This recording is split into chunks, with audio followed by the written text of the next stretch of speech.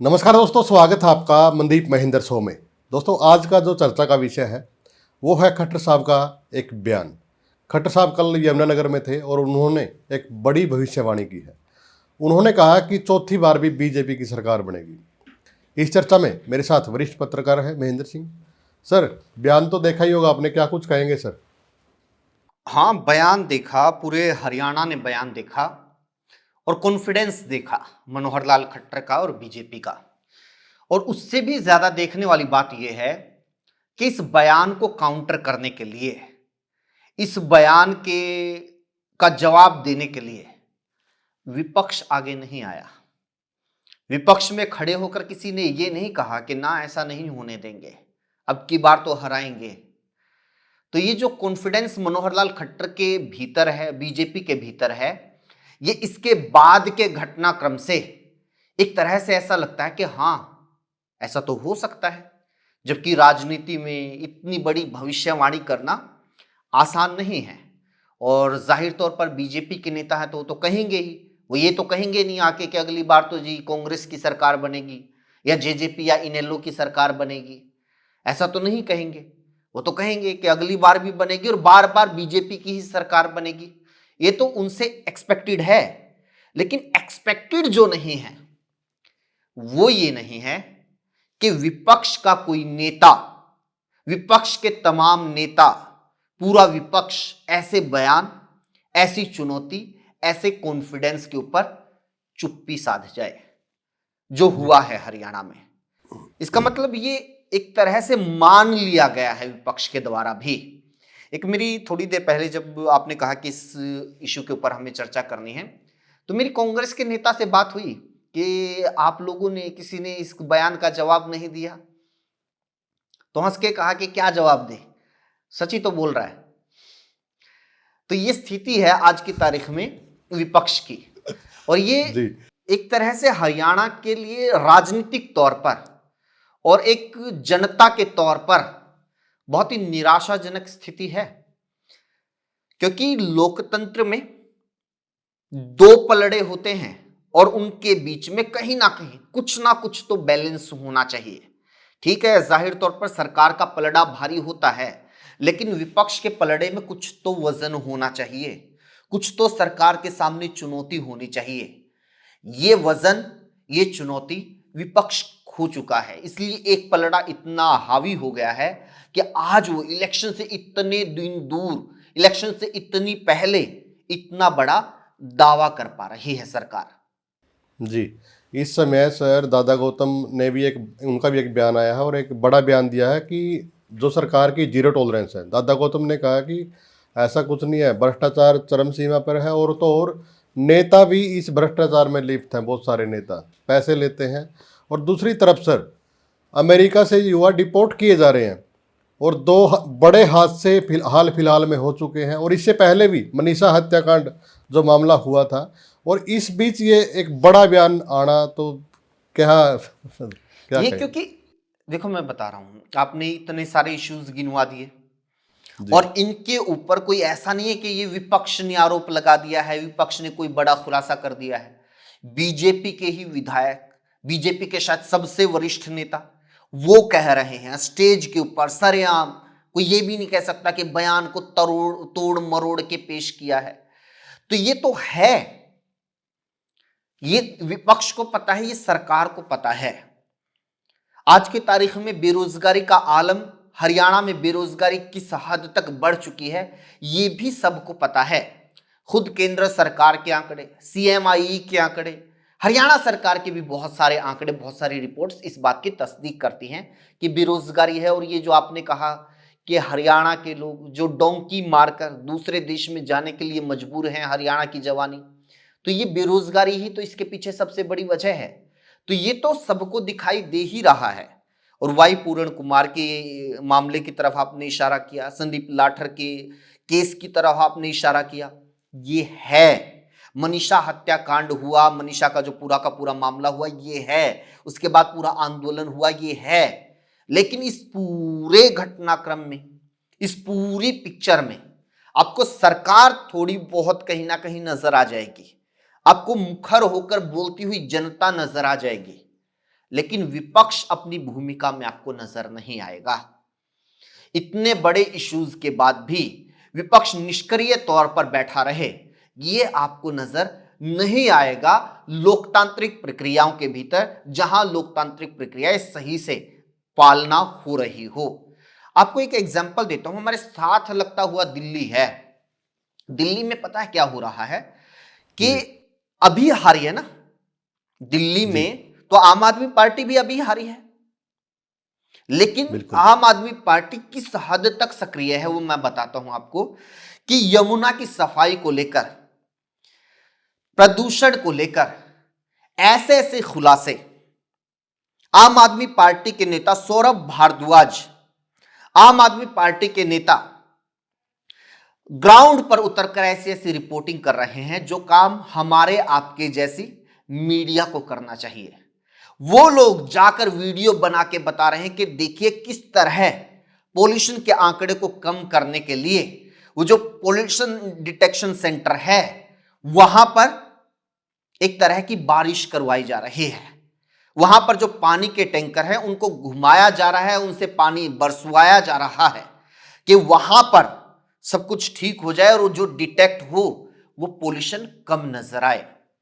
उन्होंने बाकायदा वीडियो बनाकर मौके पे जाके दिखाया कि किस तरह से छठ पूजा के लिए यमुना को ही दो हिस्सों में बांट दिया गया, एक नकली यमुना बना दी गई जहां पर साफ सुथरा पानी एक घाट के ऊपर दिया गया, जहां पर प्रधानमंत्री आए, डुबकी लगाए, छठ पूजा करें, और जो दूसरी यमुना है वो बाउंड्री के उस पार है जहां आज भी गंदगी है।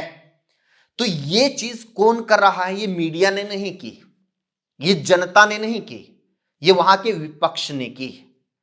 क्या इस तरह की कोई भी सक्रियता आपको हरियाणा में कांग्रेस के किसी नेता की या विपक्ष के किसी नेता की इन तमाम इश्यूज को लेकर? वहां तो मतलब कितनी जेन्युइन पॉलिटिक्स हो रही है दिल्ली के भीतर। देखो, विपक्ष अगर सक्रिय होता है तो ये अच्छी बात है कि वहां पानी को लेकर बहस हो रही है कि यमुना का पानी साफ है या नहीं है, पॉल्यूशन कम है या ज्यादा है। जींद पूरी दुनिया का सबसे प्रदूषित शहर, यहां किसी ने कोई ऐसी पॉलिटिक्स क्यों नहीं की? यहां किसी ने इस तरह का कोई मुद्दा, ऐसा कोई बयान क्यों नहीं उठाया?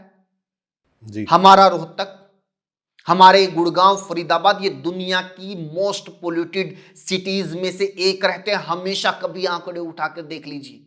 लेकिन हमारे यहाँ की राजनीति के लिए ये मुद्दा नहीं है, हमारे विपक्ष के लिए ये मुद्दा नहीं है। तो ये एक अंतर है। दिल्ली के भीतर इतने कॉन्फिडेंस से बीजेपी नहीं कह सकती कि अगली बार भी हम ही सरकार बनाएंगे। क्यों? क्योंकि वहां पर अगर कह देंगे तो विपक्ष वहां पर जवाब देने के लिए आ जाएगा।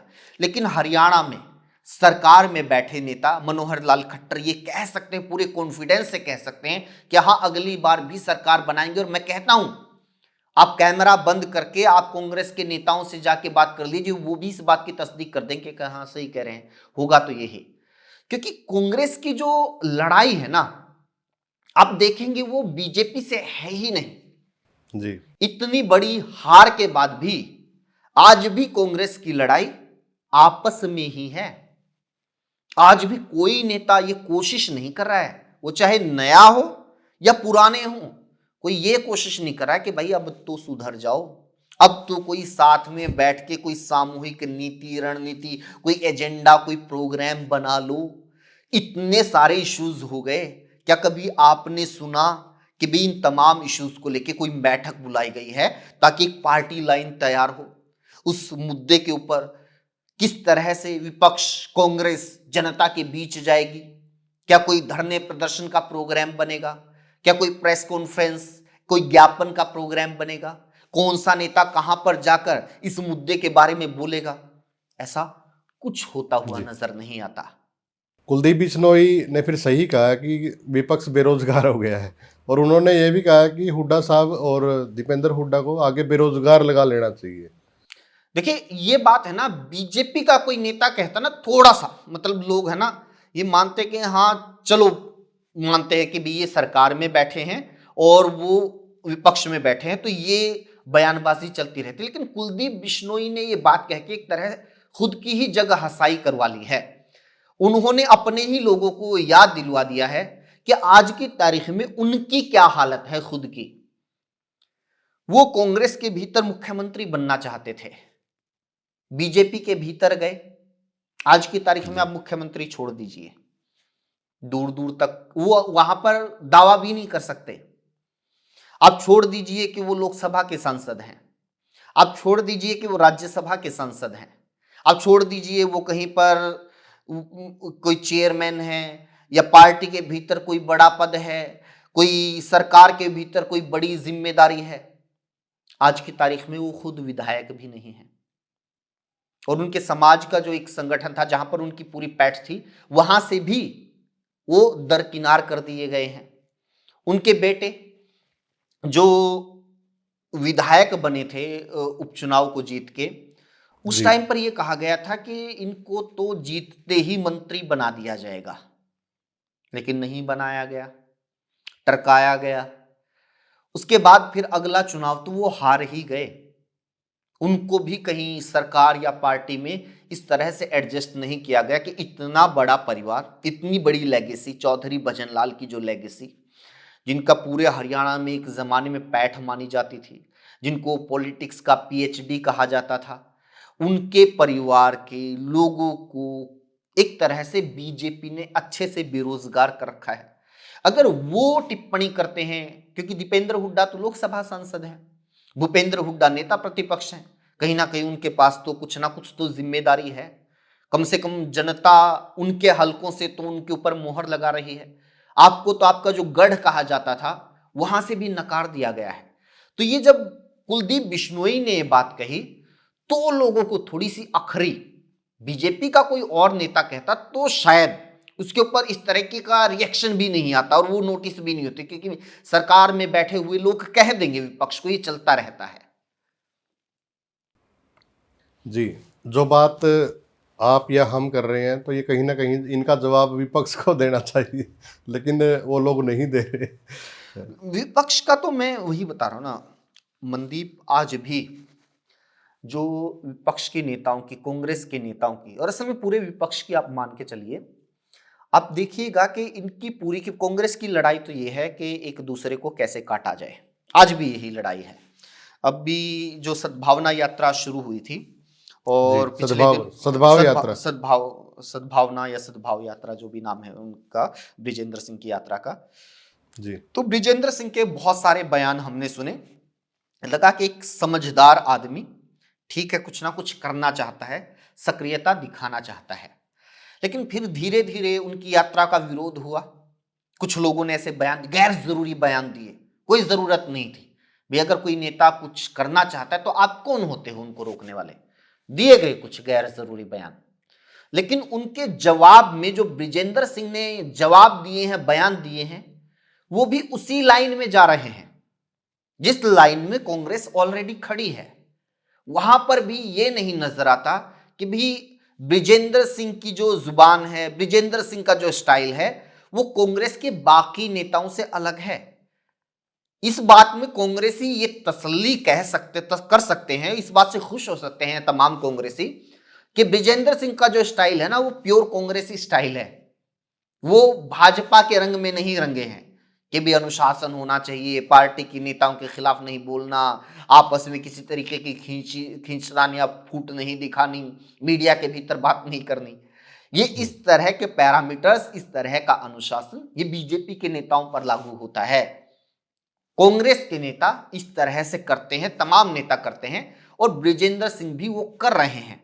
तो कांग्रेस इस तरह से, एक तरह से आश्वस्त हो सकती है कि नहीं, ये बंदा तो हमारा ही है, हमारे स्टाइल का बंदा है। तो वो यात्रा आगे बढ़ रही है। एक तरह से एक नया धड़ा कांग्रेस के भीतर खड़ा हो गया है। शुरुआत में ये बात कहते हुए हम भी परहेज कर रहे थे कि भाई कोई ऑब्जेक्शन कर देगा, लेकिन अब उनकी जो पूरी लाइन है वो खड़ी हो गई है। तो एक और धड़ा होना ये चाहिए था कि कम से कम अब सबक लेते हुए कांग्रेस कोई ऐसी नीति बनाए, इस तरीके से बैठे, चर्चा करे कि ये धड़ेबाजी अब तो खत्म हो जाए, लेकिन ये होता हुआ नजर नहीं आ रहा है। अभी भी लड़ाई इतनी है कि कांग्रेस के भीतर ही किसी न किसी तरीके से वर्चस्व बना रहे। बीजेपी से लड़ाई, बीजेपी को मुकाबला, बीजेपी को मतचित करने की बात तो फिलहाल एजेंडा में है ही नहीं। सीटी का एग्जाम हुआ था, अभी तक रिजल्ट नहीं आया, लेकिन विपक्ष कहीं दिखाई नहीं दे रहा, विपक्ष चुप है। देखो इसमें दो तीन चीजें हैं। ये इशू के ऊपर है ना, विपक्ष इतना पिछड़ चुका है, इतना पिछड़ चुका है कि अगर आप बोलेंगे रिजल्ट आ जाएगा, अगली बार अगर सरकार पिछली बार की तरह अगर बीजेपी ये करेगी कि ये कह देगी कि जी जो फाइनल रिजल्ट है पेपर का, भर्ती का, वो अगले इलेक्शन के बाद निकालेंगे, हमारी सरकार बना दो, हम फिर इस रिजल्ट को निकालेंगे। तो जो नौजवान है ना, चाहे कांग्रेस इनके लिए कितना इशू उठा ले, कितना भी मुद्दा बना ले, ये लोग वोट बीजेपी को देंगे। ये बीजेपी की जीत है। बीजेपी ऐसा माहौल बना चुकी है, विपक्ष को इतना बदनाम कर चुकी है इस इशू के ऊपर। लेकिन बाकी जो तमाम इश्यूज हैं, या इस इशू को भी अगर ढंग से वो करना है, टैकल करना है, तो आपको आज से बोलना होगा। ये जो भर्ती के रिजल्ट, भर्तियां लटक रही, इसके बारे में कांग्रेसियों ने, आप याद करेंगे तो इलेक्शन के दौरान बहुत बोला, बाकायदा मैनिफेस्टो में लिख के दे दिया था कि ये भर्तियां पूरी होंगी, तमाम रिजल्ट ये थे और ये इतने दिन के भीतर पूरी हो जाएंगी। लेकिन नहीं माना, युवाओं को भरोसा नहीं हुआ विपक्ष के ऊपर, कांग्रेस के ऊपर। अगर आप आज से कोई लाइन खींचते हैं, आज से कोई नीति बनाते हैं, आज से ये विश्वास दिलाते हैं इन युवाओं को कि हमारी सरकार में किस किस तरीके से भर्ती होगी, किसी तरह की लेट लतीफी या कोई धांधली नहीं होगी, तो शायद 4 साल में इन युवाओं का भरोसा जीत पाए। लेकिन आपकी सच्चाई यह है कि आज भी कांग्रेस के भीतर वो नेता बैठे हुए हैं, सम्मानित नेताओं में उनकी गिनती होती है, जिन्होंने चुनाव के दौरान मंचों से ये कहा था कि हम पर्ची देंगे, हम नौकरी लगाएंगे, इतनी नौकरी तो मैं लगवा दूंगा। अगर इन लोगों का, इन युवाओं का कांग्रेस को कहीं भरोसा जीतना है, तो सबसे पहले इन नेताओं को पार्टी से बाहर होना चाहिए। कुलदीप शर्मा के बेटे, उनको पार्टी से बाहर होना चाहिए। नीरज शर्मा को बाहर होना चाहिए। चौधरी उदय भान को, उनकी वो अपने बयान का बचाव कर सकते हैं, लेकिन उनका बयान भी उसी दिशा में था, उनके ऊपर कार्रवाई होनी चाहिए। कार्रवाई होनी चाहिए। जो शमशेर सिंह गोगी हैं, उन्होंने कहा था कि भी हमारी सरकार बनेगी तो हम तब पनागर भरेंगे, फिर रिश्तेदारों का भरेंगे, फिर यार दोस्त, दो बार उनके ऊपर कार्रवाई होनी चाहिए। आज वो एक धड़े के सम्मानित नेता है। और ब्रिजेंद्र सिंह के अगर कोई समर्थक सुन रहा है जी। तो उनको भी सलाह है हमारी तरफ से कि आप अगर कोई नई लकीर खींचना चाहते हैं, आप ये चाहते हैं कि नहीं हमारी कोई अलग छवि बने पार्टी के भीतर या हरियाणा की राजनीति में, तो अगर शमशेर सिंह गोगी आपके कार्यक्रमों में एक तरह से मुख्य अतिथि, मुख्य वक्ता के तौर पर बैठे हैं, तो फिर ये कैसे हो पाएगा?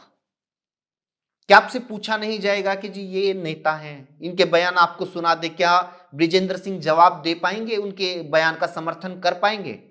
और आज तक मैंने नहीं सुना कि शमशेर सिंह गोगी ने आके अपने इस बयान के लिए माफी भी मांगी है, बल्कि वो चुनाव हारने के बाद और ज्यादा मुखर हैं। वो अपनी पार्टी को बता रहे हैं कि कैसे कैसे होना चाहिए, किसको कमान मिलनी चाहिए, कैसे लड़ना चाहिए। भाई साहब, जब लड़ने का टाइम था तो आप क्या बोल रहे थे? पूरे इलेक्शन कैंपेन की जो कांग्रेस की अपना हरियाणवी में कहा करे ना, कुत्ती आरा में बिठा दी, तो वो बैठाने का काम शमशेर सिंह गोगी ने किया था। वो शुरुआत वहां से हुई थी। उसके बाद फिर ये नौकरियों वाले बयानों ने बंटाधार किया था। तो अभी तो कांग्रेस के भीतर वही लोग हैं जी। वही सोच है, उनकी लड़ाई वही है, उनका संघर्ष वही है। ऐसे माहौल में कोई भी सरकार में बैठा नेता सच में इतने कॉन्फिडेंस में होगा, वो बिल्कुल मानकर चलेगा कि हां अगली बार भी हमारी सरकार बनेगी, क्योंकि हमारे सामने चुनौती क्या है। और एक बात है मनदीप, लड़ाई है ना यहां पर मिलके भी हो रही है। पहले मुझे बड़ा अखरता था ये बात, जो आरोप लगते थे वो सही साबित हो हाँ गए। देखो मैं सही साबित क्या है, इनेलो अगर थोड़ी सी उभरनी शुरू हो जाएगी ना, लोगों के भीतर ये डर फैलाना शुरू कर दिया जाएगा कि भी ये तो बाद में बीजेपी के साथ मिल जाएंगे। जेजेपी अगर उभरना शुरू होगी तो ये डर फैला दिया जाएगा कि ये तो बाद में बीजेपी के साथ मिल जाएंगे। किस खेल में खिलाड़ी भी हम दो ही रहने चाहिए, ये भी कि भी विपक्ष में अगर कोई आदमी आज की तारीख में कह रहा हूं कि कोई एक पार्टी इनिशिएटिव ले ले, फिर मैं आपको दिखाता हूं कि ये सारी चीजें कैसे बदलती हुई नजर आएंगी। कोई एक पार्टी इनिशिएटिव ले ले, लेकिन कोई भी तो इनिशिएटिव नहीं ले रहा है। एक लड़ाई ये भी है कि नहीं, लड़ाई इन दो के बीच में ही रहे, यही तय करें कि हमें किस तरह आपस में मिलके खेलना है, हमें जनता को किस तरह से बेवकूफ बनाना है, ताकि जनता के भीतर कि ये लोकतंत्र का भ्रम भी बना रहे और ये भी बना रहे कि हाँ विपक्ष है तो सरकार का विरोध हो तो रहा है, लोग तो बोल रहे हैं, सरकार के खिलाफ इशू तो है नहीं। ऐसा भी हो सकता है कि लोग ही बदल दें। ये अब की बार तो नहीं हुआ। ऐसा ऐसा लग रहा है कि खट्टर साहब सभी पार्टियों के माई बाप खट्टर साहब ही हैं। मतलब ये देखो कितना मतलब हंसी आ रही है ये बात कहते हुए भी। और अगर मैं ये बोल दूं माइक के ऊपर सरेआम के हाँ ऐसा है, ये कितना दुर्भाग्यपूर्ण बयान है, लेकिन बहुत सारे लोग इस बयान का समर्थन करेंगे कि हाँ सच है ये बात। ये अपने आप में कितनी दुर्भाग्यपूर्ण स्थिति है किसी भी प्रदेश की राजनीति के लिए। एक बात और, पिछले दिनों मैंने कुछ बीजेपी के लोगों का से बात की, कुछ का इंटरव्यू भी किया। एक फ्रस्ट्रेशन देखी मैंने उन लोगों के भीतर। वो कैमरे पे भी उन्होंने बोला और ऑफ कैमरा भी उन्होंने बोला कि अरे ये क्या विपक्ष है, ये इशू रहा, वो इशू रहा, इसको उठा दो, इसको उठा दो, कुछ करते ही नहीं। मतलब ये फ्रस्ट्रेशन होती है। क्यों? क्योंकि बीजेपी का जो कल्चर है ना, ये आरएसएस बीजेपी का कल्चर, ये लोग ना बोलने वाले लोग हैं। वक्त अच्छे अच्छे मिलेंगे आपको इनके संगठन में, जबरदस्त, वो कोई आसपास भी नहीं मिलेगा बोलने में इनके आसपास, लेकिन इनको बोलने का ही मौका नहीं मिल रहा। बोलने का मौका तब मिले ना जब आपको कोई चुनौती दे, आपके ऊपर कोई आरोप लगाए, कोई आपके बारे में कोई खुलासा करे। जी, सबकी फाइलें दबा रखी हैं जी। ऐसा भी लोग कहते हैं कि सभी राजनीतिक पार्टियों की फाइल इनके हाथ में है। पता नहीं, देखो जिस चीज का हमें नहीं पता है हम कह देंगे, कल को कहेगा कि यार बताओ कौन सा सबूत है आपके पास कि फाइलें दबा रखी हैं, इस वजह से हम नहीं बोलते। लेकिन एक बात तो साफ है ना कि भाई ये वजह नहीं है, चलो मान लिया, ये आपकी जो इच्छा शक्ति है वो तो नजर नहीं आती। आप बीजेपी के लाख आलोचक हों, मैं अपने कई प्लेटफॉर्म पर बीजेपी की नीतियों की खुलकर आलोचना करता हूं, आप बेशक हो नीतियों की, लेकिन राजनीतिक तौर पर जो उनकी प्रतिबद्धता है, जितनी मेहनत बीजेपी वाले करते हैं, क्या आप कह सकते हो कि विपक्षी भी इतनी करते हैं? इनकी जो राजनीतिक प्रतिबद्धता क्या आपको नजर आती है इतनी जितनी बीजेपी की नजर आती है? आप नीतियों का विरोध करो, भ्रष्टाचार है आवाज उठाओ, अब बिल्कुल नौकरियों का मसला है आपको बोलना चाहिए, तमाम और घटनाएं हो रही है, क्राइम बढ़ रहा है, आपको बोलना चाहिए। लेकिन जब राजनीतिक बहस छिड़ जाएगी तो कौन ये कह सकेगा कि नहीं जी बीजेपी से ज्यादा मेहनत तो देखो कांग्रेसी कितनी मेहनत करते हैं, देखो इनेलो वाले ये जेजेपी वाले कितनी मेहनत कर रहे हैं, बीजेपी वाले तो कुछ नहीं कर रहे। बीजेपी वाले 3 बजे उठ जाते हैं, 4 बजे पार्क में पहुंच जाते हैं, वहां से पॉलिटिक्स शुरू हो जाती है। बताओ, दूसरी पार्टी वाले 8-9 बजे उठेंगे, पहले अपना घर का सारा निपटा के 12 बजे वापिस सोने का टाइम हो जाता है। कर लोगे मुकाबला?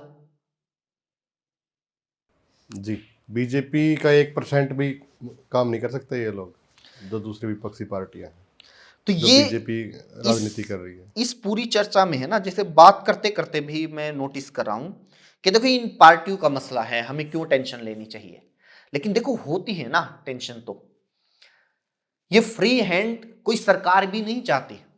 आप सरकार के किसी नेता से जाके अभी बात कर लीजिए, वो कहेगा कि नहीं जी विपक्ष मजबूत होना चाहिए। कोई नहीं कहेगा कि नहीं विपक्ष तो होना ही चाहिए, ये तो बकवास चीज है, इसकी क्या जरूरत है। क्योंकि सरकार में भी सारे के सारे लोगों को सब कुछ थोड़ा ही नहीं मिल गया है। सरकार के भीतर भी वो लोग बैठे हुए हैं जो ये चाहते हैं कि भाई इनका खुलासा करो, इसको एक्सपोज करो, इसकी कुर्सी जाएगी तो मुझे कोई कुर्सी मिलेगी। तो वो जो नकारा विपक्ष से तो सत्ता में बैठे हुए लोग भी आधे से ज्यादा नाराज हैं। जी मुख्यमंत्री जी जब सांसद होते थे तो हम देखते थे बहुत सारी नाराजगी उनके प्रति होती थी, लोगों की भी होती थी और आपस में नेताओं की भी होती थी। लेकिन जब से मुख्यमंत्री बने हैं कोई भी ऐसा उनका नेता नहीं मिलेगा जो उनकी खिलाफत करे और कहीं भी बैठ के करे। तो ये एक यहाँ पे सम्मान मैं कहूँगा और एक ये अनुशासन कहूँगा। उल्टा अब आप दूसरी साइड देखिए। अब कांग्रेस में पहली बात तो कैमरे पे ही बोल देंगे, आप जिसके खिलाफ जिस नेता को बुलवाना बोल देंगे। इक्का दुक्का नेताओं को छोड़ के भूपेंद्र हुड्डा, रणदीप सुरजेवाला जी, दीपेंद्र हुड्डा, एक आध और कुछ मतलब जो बड़े नेताओं में मान के चलिए, इनको छोड़ के आप कांग्रेस के ही नेताओं से कांग्रेस के किसी नेता के खिलाफ कैमरे पे बुलवा लीजिए, आज बुलवा लीजिए बोल देंगे सर। दूसरी बात, बाई चांस अगर कोई लिहाज शर्म रख ले, ना बोले कैमरे के ऊपर, कैमरा बंद होते ही बोल देंगे। हाँ। तो एक पत्रकार जो संदेश लेकर जाना चाहता है उनसे या वो देना चाहते हैं वो ले जाता है। वो जरूरी थोड़ा है नहीं कि आप ऑन रिकॉर्ड ही सब कुछ बोलो। ऑफ रिकॉर्ड जो आप बोलते हो वो अपने आप में उससे ज्यादा बड़ी खबर होती है और वो जनता के बीच ज्यादा ट्रेवल करती है। आप बीजेपी के भीतर आप छोड़िए नेता, कार्यकर्ता से मोदी के खिलाफ बुलवा के दिखाइए, बिल्कुल भी नहीं बोलेगा कोई। और कांग्रेस के बड़े बड़े नेताओं के साथ आप है ना ऑफ कैमरा ऑफ रिकॉर्ड बात कीजिए, राहुल गांधी के खिलाफ बोलने वाले बहुत मिल जाएंगे। बोलते ही है। तो ये फर्क तो सर है, ये फर्क तो है। जी, चर्चा काफ़ी लंबी होगी सर। ये दोबारा से इस विषय पे स्पेशल एक एपिसोड आप लेके आवांगे। तो खट्टर साहब का एक बड़ा बयान है, आप लोगों का क्या कुछ कहना है कि क्या बीजेपी चौथी बार फिर आएगी? कमेंट के माध्यम से अपनी राय जरूर दें और जो ये विपक्ष का खेल चल रहा है ये भी कमेंट के माध्यम से बताएं। धन्यवाद।